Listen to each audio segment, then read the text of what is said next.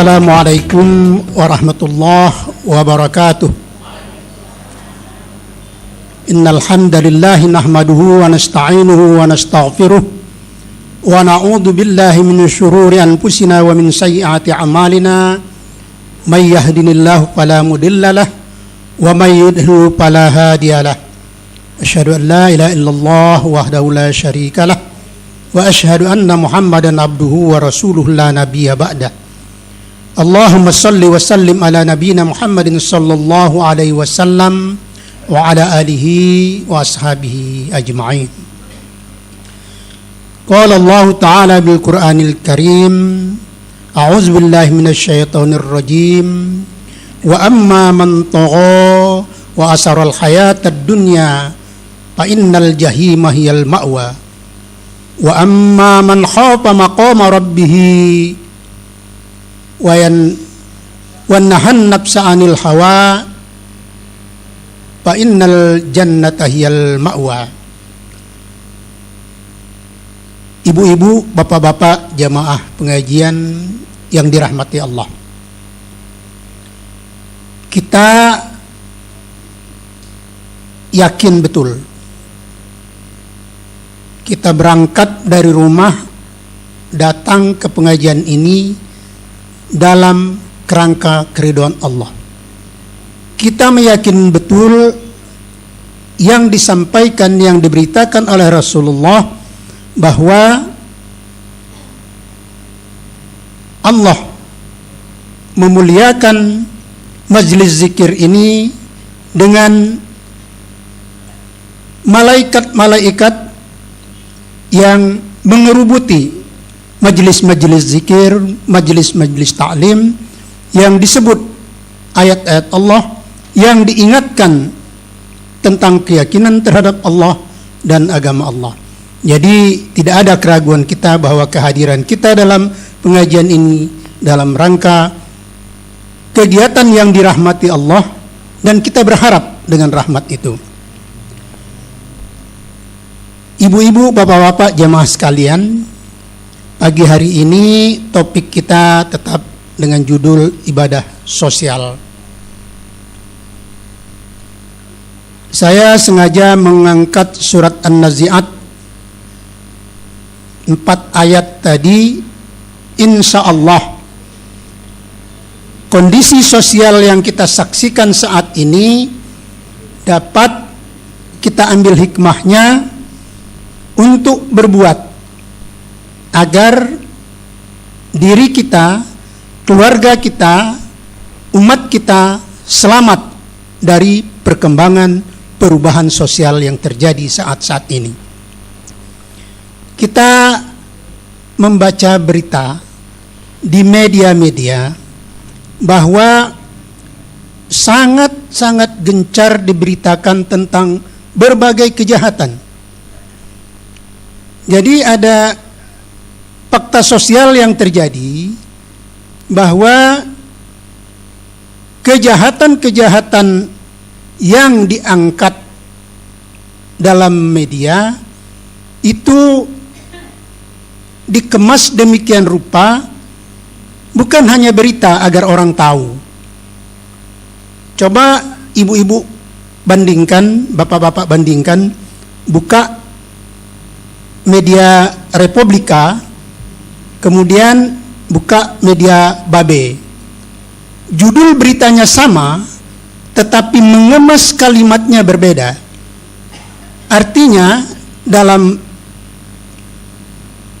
pandangan pembaca, pembentukan persepsi, pembangunan opini itu punya target-target yang berbeda. Ada sisi yang ingin memberikan pencerahan dakwah agar umat tahu bahwa itu jahat dan untuk mengingatkan umat tentang kejahatan itu. Tetapi ada judul yang sama punya sasaran menceritakan detail dari kejahatan itu yang dapat menumbuhkan motivasi yang belum tahu biar tahu dan mudah untuk berbuat. yang sudah biasa menganggap itu satu hal yang wajar, dan ada yang lebih dari saya. Itu kira-kira salah satu fakta sosial yang kita saksikan dalam pembentukan opini, dalam pembentukan persepsi, dalam penggeseran nilai. Nah, kita bicarakan ini ibu-ibu, bapak-bapak di pangkal agar kita bisa mengurai, meruntut langkah yang akan kita ambil menghadapi kondisi ini. Tadi saya mulai menyampaikan akhir, kesimpulan, ujung dari berbagai kondisi ini. Jadi Allah memberitakan pada surat An-Nazi'at ini bahwa apabila nanti waktu sudah terjadi kehiruk pikuan yang demikian dahsyat di akhirat, ada pembedaan. Wa amma man tagha wa asaral hayatad dunya fa innal jahima hiyal ma'wa.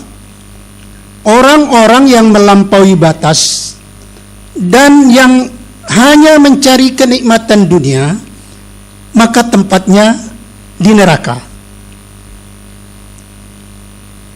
Kalau orang-orang liberal yang tidak suka dengan pengajian-pengajian konvensional, itu langsung tidak suka.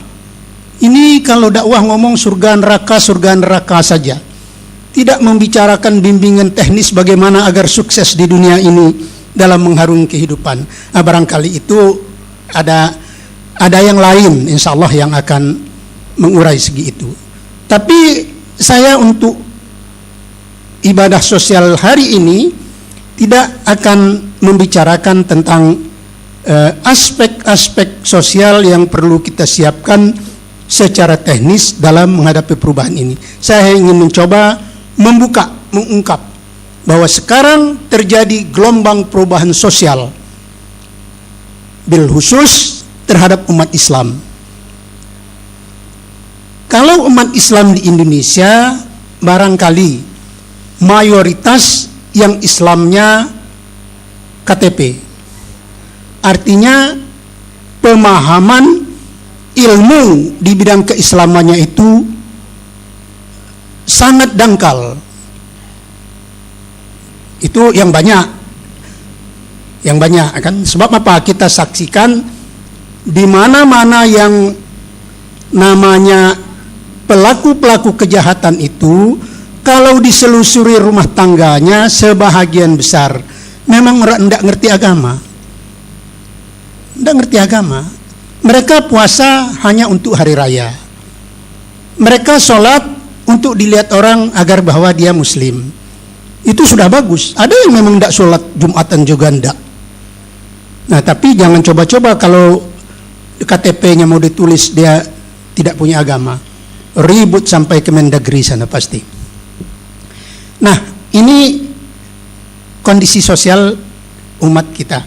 Sementara sebagian besar di belahan Timur Tengah itu, kalaupun pemahaman agama mereka mendalam dan sudah membudaya di rumah tangganya, masih melekat pendidikan agama itu, tapi karena ketatnya peradaban mereka, sehingga mereka sangat tertutup dengan kondisi-kondisi perkembangan peradaban di Eropa dan Amerika. Jadi mereka kalau sudah keluar ke Eropa, keluar ke Amerika, itu jadi eksklusif. Walaupun mereka mungkin lebih jahil dari orang jahil, tetapi tetap bisa ditutup dengan jubahnya. Kenapa kita perlu melihat ini? Kejahatan itu sendiri sejalan dengan umur manusia ini.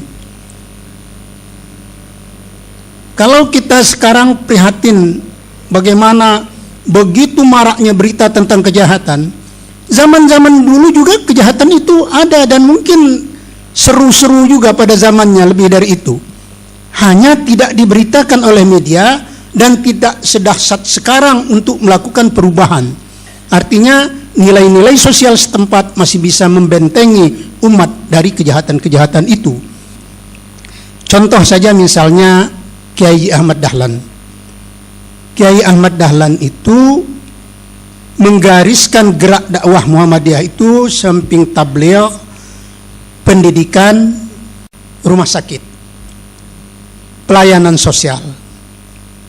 Itu unggulan atau poros utama yang dibangun beliau untuk membangun umat, untuk mencerdaskan umat, untuk memelihara umat ini. Kita bisa lihat bahwa kondisi sekarang, apakah itu LGBT, apakah itu perzinahan, apakah itu kekerasan seksual terhadap anak, segala macam itu tidak bisa ditindak dengan hukum saja menyelesaikannya. Dihukumlah semua pelanggar-pelanggar itu, tidak akan selesai masalah ini. Kenapa? Karena modal iman Islam yang berbuat itu memang sangat rendah. Sehingga penyelesaiannya tentunya pendidikan. Kata orang-orang pendidikan itu transfer of knowledge, transfer of value, dan transfer of system of thought. Jadi merubah ilmu pengetahuan, diberikan transfer ilmu pengetahuan, knowledge, diberikan nilai-nilai keluhuran, diberikan pola pikir, kerangka menghadapi perubahan ini, itu oleh pendidikan. Jadi artinya kondisi sosial yang memprihatinkan ini jawabannya hanya pendidikan. Di zaman Kiai Ahmad Dahlan itu yang sangat menonjol adalah kebodohan, kemelaratan, karena kita terjajah. Tapi kondisi sosial yang dahsyat sekarang yang akan menghancurkan, mengambrukkan umat Islam ini pun tidak kalah dahsyatnya dari kondisi fisik material yang dihadapi oleh Kiai Ahmad Dahlan dulu. Artinya jawabannya sekarang pun tetap pendidikan. Kenapa? Nah, ini tadi kita buka di awal tadi bahwa wa amma man tagha wa asarul hayatad dunya. Kalau tidak diberikan pendidikan agama, kecenderungan manusia memang begitu, mau cari enak dunia ini. Kalau istilah ilmu sosial itu, beribu maaf ya, yang hidung belang itu tidak pernah puas dan selalu ingin tahu. Kepengen yang ini, bagaimana rasanya ini, seperti ini, itu akan terus berkembang dan tidak akan berhenti itu kecuali nanti masuk ke liang kubur dia.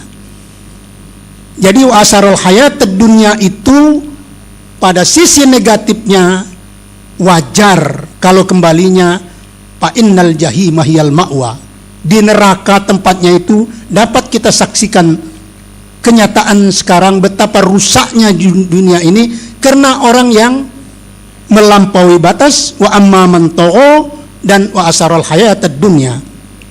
Nah, mengembalikan orang untuk beriman kepada Allah dan hari akhirat ini itu melalui pendidikan, melalui dakwah, melalui pengajian. Tidak bisa hanya menunggu palu hakim untuk menyiapkan jeriji untuk mengurung mereka. Apalagi dengan mengebiri. Itu diungkap oleh ahli kedokteran kemarin. Kebiri itu tidak bisa permanen katanya. Artinya obatnya habis, ganas lagi dia. Jadi tidak lucu itu. Tapi karena isu politik agar populer, diangkatlah hukum kebiri. Yang paling tepat hukum Islam itulah, dirajam dia sampai mati. Habis cerita. Kalau tidak habis cerita. Berkembang. Dia ngajak kawan sikok, ngajar budak sikok, berkembang dia. Nah, tetapi tidak juga menjadi jawaban yang tepat kalau kita hanya ngotot sisi pidananya saja. Tapi pidananya itu memang itu pertimbangan akhirnya, artinya hukum mati.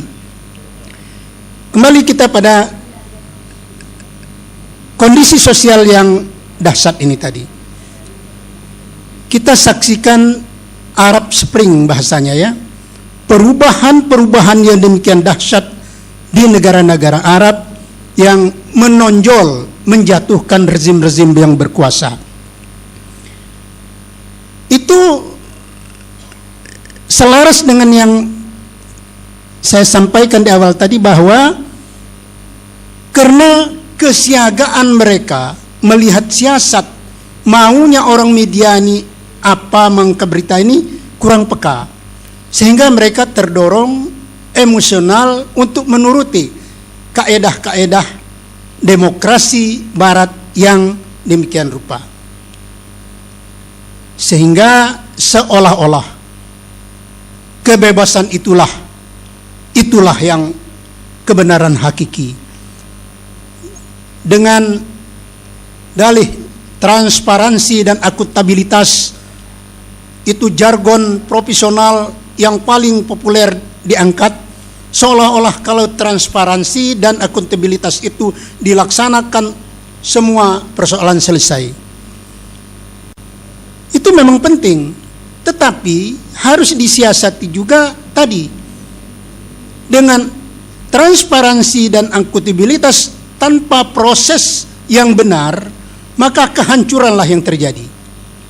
Kita menuntut transparansi dan akuntabilitas secara spontan, apa adanya, maka akan terbuka semua aib yang ada itu dan belum tahu jalan kemana. Maka tentu dengan apa yang kita bicarakan tadi, tidak ada lagi waktu kaum muslimin, tokoh-tokoh Islam, intelektual Islam, pejuang-pejuang Islam untuk ngantuk melihat kondisi ini. Bahasa sederhananya artinya dakwah kita harus gencar digelorakan terus di seluruh aspek agar terbangun umat-umat yang beriman tadi. Laisal birru an tuwallu wujuhakum qibalal masyriq wal maghrib walakinnal birra man amana billahi wal yaumil akhir, dan seterusnya. Iman terhadap Allah dan hari akhir ini kita sudah ceritakan pada kesempatan yang lalu tentang iman terhadap Allah yang diberitakan dalam surat Al-Hadid. Bagaimana kita mempersepsikan diri kita di hadapan Allah yang menghidupkan, yang mematikan, yang bersama kamu dimanapun kamu berada, yang maha melihat apa yang kamu kerjakan. Itu adalah konstruksi keyakinan kita terhadap Allah pada diri kita. Dan panjang hal-hal yang perlu diangin itu. Jadi bukan dihafal menurut metode kakek-kakek kita dulu. Adapun rukun iman, pertama percaya kepada Allah. Bukan ngetes ujian hafalan di akhirat itu. Keyakinan kita bahwa Allah itu yang menjadikan kita. Allah itu menyaksikan seluruh perbuatan kita. Allah itu menyiapkan ganjaran kebaikan-kebaikan kita. Allah itu sangat keras siksanya dengan kedurhakaan kita. Itu yang dibangun iman terhadap Allah. Iman terhadap akhir. Hari akhir itu kita ambil juga potretnya sedikit. Ini alhamdulillah Pak Marwandi ini walaupun kecil, muda, peka menanggapi perubahan sosial tadi. Kita ngomong pagi ini bisa diakses kawan-kawan kita di YouTube dimanapun. Ya Marwandi. Jadi kalau buka pengajian pagi sore bisa dilihat. Jamaah pagi sore membahas perubahan sosial umat Islam di seluruh dunia. Kita lihat sedikit bagaimana dahsyatnya hari akhirat itu. Secuil saja. Diceritakan oleh Allah pada surat Abasa, ya. Yauma yafirrul mar'u min ahi. Pada saat yang sangat gawat itu, orang-orang sudah tidak hirau lagi dengan keluarga. Wa ummihi wa abi, dengan ibu dengan bapaknya. wa sahibatihi wa bani. Itu cuplikan saja. Kalau dilihat dari kehancuran planet, bagaimana laut meluap, gunung hancur lebur dan sebagainya, itu kedahsyatan fisik. Kedahsyatan mental orang yang sekarang kita diselimuti oleh basa-basi, oleh lemak karena budaya, tidak peduli itu bid'ah atau sunnah, karena yang penting dengan masyarakat kita akur. Pada harinya nanti kata Allah, tidak meruruhi wong lagi, orang per orang itu. Ini bahagian dari buah dari perubahan sosial itu, perubahan nilai itu. Bahwa apabila kita masih berprinsip terlalu banyak tepo seleronya soal keduniaan dibalik untuk masuk ke wilayah akidah dan ibadah, maka tunggulah nanti orang akan cuci tangan semua dengan kesalahan kita itu. Orang-orang musyrik itu yang disekutukannya itu cuci tangan, tidak adanya. Dasar bengak dia itu baik, nak nyembah-nyembahnya, bakar menyan nyebut-nyebut aku dah kati, nak minta disebut-sebut aja. Raso kelah dewe. Pada harinya nanti. Ibu-ibu, bapak-bapak hadirin sekalian, kalau orang-orang Islam itu beriman, orang-orang Islam itu berilmu, paham dia dengan Islam itu, yakin dengan Islam itu, tidak ada kekhawatiran kita dengan segala siasat, segala strategi, segala tipu daya orang-orang kafir itu. Karena mereka itu hanya sekedar gangguan-gangguan kecil saja, dan nanti mereka akan masuk ke dalam jahanam. Kalau pengajian lalu kita lebih banyak mengangkat bahwa la yaghurrannaka taqallubul ladzina kafaru fil bilad mata'un qalilun summa ma'wahum jahannam wa bi'sal mihad. Itu keyakinan kita, prinsip orang beriman menghadapi serbuan orang-orang kafir itu. Tidak akan keder kita, tidak akan silau kita, tidak akan kecut kita melihat semua itu. Nah, tapi celakanya tadi kalau kita belum berilmu tentang Islam dan tidak sampai pada yakin terhadap Islam itu. Nah, agar sampai ke sana ya kita melalui dakwah, pendidikan dan upaya-upaya untuk menanamkan nilai-nilai, pola pikir, ilmu terhadap diri kita, keluarga kita, umat kita tentang Islam.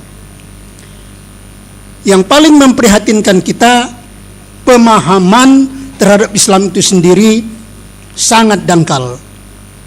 Karena keadaan, karena kondisi dijadikan tokoh di dalam Islam, di tengah umat. Lah jadi tokoh, paham tidak, yakin tidak. Nah, dibawanya lah kita. Cai bocai je orang Pak Bakar Riko. Itu kita saksikan di mana-mana lembaga yang ada, banyak contoh dipimpin orang yang tidak paham Islam dan tidak yakin Islam, memimpin organisasi Islam menurut seleranya. Saya teringat dulu waktu almarhum Buya Rashid Talib pulang dari Semarang, habis Muktamar Muhammadiyah menerima azas tunggal. Saya catat betul dalam ingat saya, ada satu kata Buya Rashid Talib almarhum, bahwa kita itu ormas keagamaan namanya dalam undang-undang itu. Ormas keagamaan itu maknanya organisasi itu harus dipimpin orang yang paham agama. Jadi kalau dia organisasi Islam, yang mimpinnya itu ahli Islam. paham Islam, yakin Islam. Nah, ini azas ini yang dikehendaki oleh pembuat undang-undang ini banyak kita saksikan tidak terpenuhi. Kita ini banyak terjebak oleh casingnya. Kalau bahasa Pak Haidar Nasir itu pantas pinantas saja. Ya, hukumnya tidak ada pakai kopiah ini. Misalnya kalau kopiahnya putih, pakai sorban, pakai atribut-atribut yang lain, oh itu namanya ulama. Tidak ada. Kalau tidak pakai kopiah, tidak pakai sorban, tidak pakai gamis, bukan ulama. Tidak ada.